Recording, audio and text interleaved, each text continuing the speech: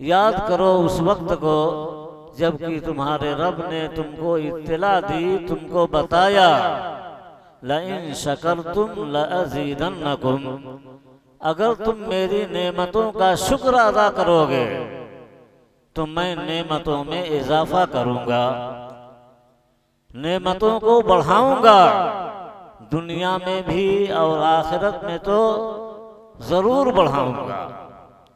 वलइन कफरतुम इन्न अज़ाबी लशदीद, अगर तुम मेरी नेमतों की नाकदरी करोगे तो नाकदरी के नतीजे में सुन लो मेरा अजाब बड़ा सख्त है, मेरा अजाब बड़ा दर्दनाक है।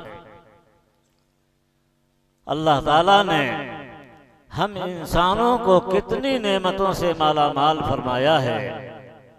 हम उन नेमतों को अगर शुमार करना चाहें, अगर